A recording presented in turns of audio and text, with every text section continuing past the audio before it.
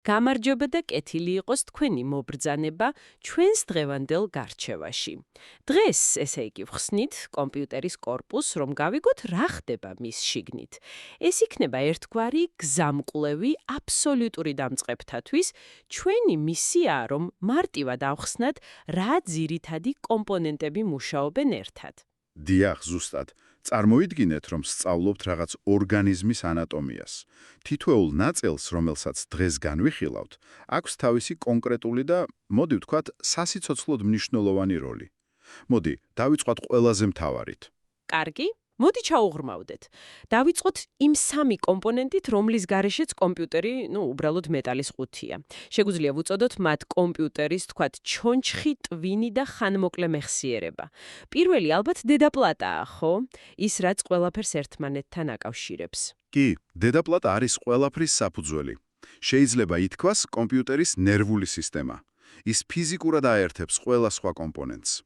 ვიზუალურად ეს ის დიდი მწვანე დაფაა, არა? ბეჭდური მიკროსქემის დაფა, როგორც მას ეძახიან. დიახ.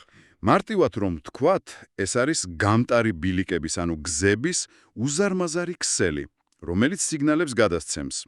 ისე დედაპლატებს აქვთ სხვადასხვა ზომის სტანდარტები, ანუ ფორმ-ფაქტორები, როგორც მათ უწოდებენ. აი, ეგ მაინტერესებდა, ATX, Micro ATX, ეს რას ნიშნავს რეალურად? ეს განსაზღვრავს დაფის ფიზიკურ ზომას და შესაბამისად იმას, თუ რა ზომის კორპუსში შეიძლება მისი მოთავსება და რამდენი დამატებითი ნაწილის ჩაყენების საშუალებას მოგცემს. გასაგებია. ანუ ეს არის ჩონჩხი. მაშინ, რა არის ტვინი? ალბათ პროცესორი, ანუ CPU. ზუსტად. CPU, ანუ ცენტრალური პროცესორი, არის კომპიუტერის ტვინი. ის ასრულებს აბსოლუტურად ყველა მათემატიკურ გამოთვლას და ლოგიკურ ოპერაციას. ეს ის ნაწილია, რომელსაც როგორც წესი დიდი ვენტილატორი ადგას ზემოდან, რომ არ გადახურდეს. კი, სწორედ ეგ არის. მისი სიჩქარე იზომება გიგახერცებში, ანუ GHz. ეს ფაქტობრივად ნიშნავს მილიარდობით ციკლს, ანუ ოპერაციას, ერთ წამში. და დღეს ბაზარზე ორი მთავარი მოთამაშე ყავს, Intel და AMD, ხომ? დიახ, ძირითადად იანი და 64-ბიტიანი არქიტექტურა. ეს განსაზღვრავს, თუ რა რაოდენობის მონაცემების დამუშავება შეუძლია პროცესორს ერთდროულად. და ARM პროცესორებიც ახსენე. ეგენი უფრო ტელეფონებში არაა? კი, ძირითადად. ARM პროცესორები გაცილებით ნაკლებ ენერგიას მოიხმარენ და ნაკლებად ცხელდებიან. ამიტომაც იყენებენ მათ ძირითადად მობილურ ტელეფონებსა და პლანშეტებში. კარგი, გვაქვს ჩონჩხი და ტვინი. მესამე კომპონენტი რა არის ამ ძირითადი სამეულიდან? ოპერატიული მეხსიერება, ანუ RAM. დიახ, RAM, ანუ Random Access Memory. ეს არის კომპიუტერის სამუშაო სივრცე, მისი ხანმოკლე მეხსიერება. აი, წარმოიდგინე სამუშაო მაგიდა. აქ ინახება ყველა ის პროგრამა და მონაცემი, რომელსაც იმ კონკრეტულ მომენტში იყენებ. და მას არასტაბილურს ეძახიან, იმიტომ რომ კომპიუტერის გამორთვისას მასში შენახული მთელი ინფორმაცია იშლება, ყველაფერი ქრება. ანუ მნიშვნელოვანია, რომ განვასხვაოთ ოპერატიული მეხსიერება მუდმივი მეხსიერებისგან, როგორიცაა, ვთქვათ, მყარი დისკი. აუცილებლად. სხვათა შორის, როდესაც ოპერატიული მეხსიერება ბოლომდე ივსება, სისტემა იყენებს ეწოდე ვირტუალურ მეხსიერებას. ეს ნიშნავს, რომ ის მყარი დისკის ნაწილს იყენებს როგორც დროებით, თუმცა ბევრად ნელ სამუშაო სივრცეს. ფიზიკურად როგორ გამოიყურება ეს გრძელი თელი დაფებია, ხო? კი, დესკტოპ კომპიუტერებში გამოიყენება DIMM მოდულები, ხოლო ლეპტოპებში უფრო პატარა ზომის SODIMM-ები. გასაგებია. და აი აქ უკვე საინტერესო კითხვა ჩნდება. თუ ოპერატიულ მეხსიერებას კომპიუტერის გამორთვისას ყველაფერი ავიწყდება, მაშინ სად ინახება ჩვენი ფაილები, ფოტოები, თამაშები და თავად ოპერაციული სისტემა? და პასუხი არის მუდმივი მეხსიერების მოწყობილობები. ანუ მყარი დისკები. დიახ, დღეს ძირითადად ორი ტიპი არსებობს. კლასიკური მყარი დისკი, ანუ HDD, რომელსაც აქვს მბრუნავი მაგნიტური ფირფიტები. ზუსტად, და ახალი თაობის მყარი დისკი, SSD, რომელსაც მოძრავი ნაწილები საერთოდ არ გააჩნია.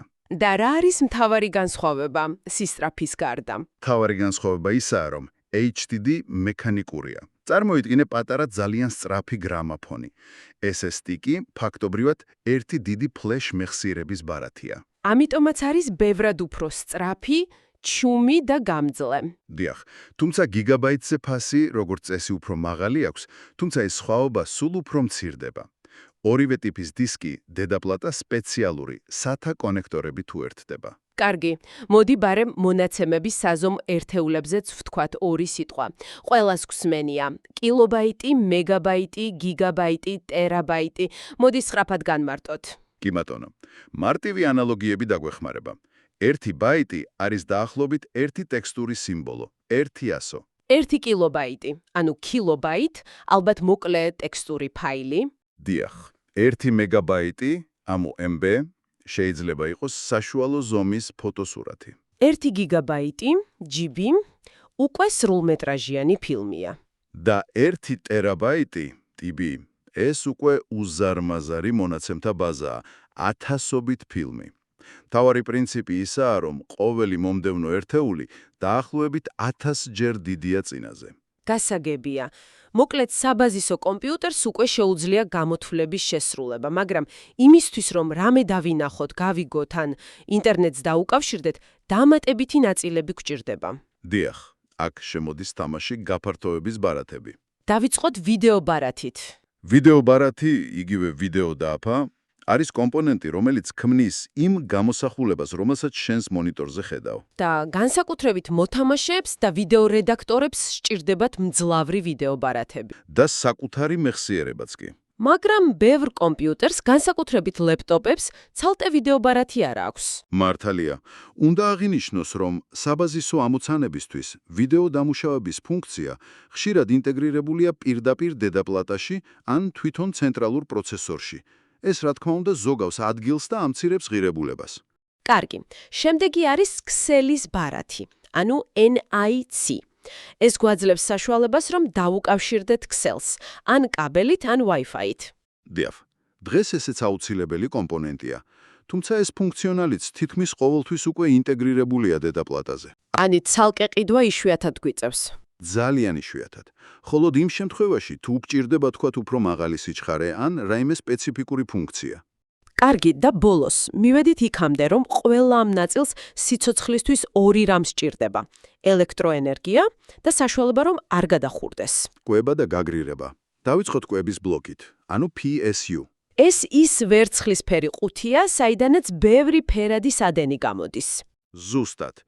და მისი როლი ძალიან მნიშვნელოვანია. ის არა მხოლოდ ატარებს ელექტროენერგიას. ის გარდაქმნის მაღალი ძაბვის ცვლად დენს, რომელსაც კედლის შტეფსელიდან იღებს, დაბალი ძაბვის მუდმივ დენად, რომელიც კომპიუტერის კომპონენტებს სჭირდება. და მისი სიმძლავრე იზომება ვატებში, ხომ? დიახ, ვატებში. რაც უფრო მძლავრია შენი კომპონენტები, მით მეტი ვატი სჭირდება კვების ბლოკს. გასაგებია.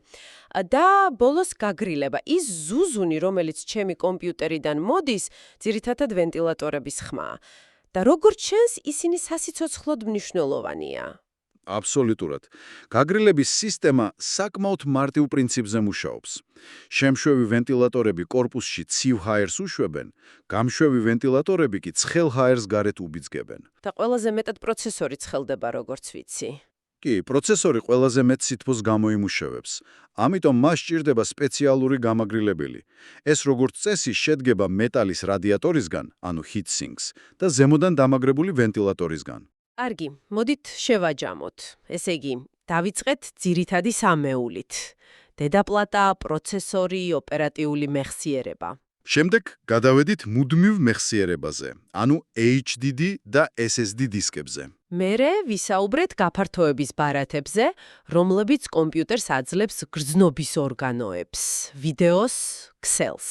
და დავასრულეთ მისი სასიცოცხლო უზრუნველყოფით, კვების ბლოკით და გაგრილების სისტემით. ახლა, როცა საბაზისო ანატომია ვიცით, საინტერესოა, რა იქნება მომავალში. აი, ეგ არის ყველაზე საინტერესო. დაფიქრდით შემდეგზე. საზღვრები ამ კომპონენტებს შორის მუდმივად იშლება. როგორც ვახსენეთ, თანამედროვე პროცესორები ხშირად გრაფიკულ პროცესორებსაც შეიცავენ. მუდმივი მეხსიერება, ანუ SSD, სისწრაფით უკვე ოპერატიულ მეხსიერებას უახლოვდება. ანუ მომავალში შეიძლება ეს ყველაფერი ერთ ჩიპში გაერთიანდეს. ზუსტად. როგორ ფიქრობთ, როგორი იქნება კომპიუტერის შიგთავსი, თქვათ, 10 წლის შემდეგ? ამ ცალკეული კომპონენტებიდან რომელი შეიძლება გაერთიანდეს ერთ უნივერსალურ ჩიპში და რას მოგვიტანს ეს ცვლილება? საინტერესო კითხვაა, დასაფიქრებლად, გმადლობთ, რომ ამ ანალიზში შემოგვიართდით.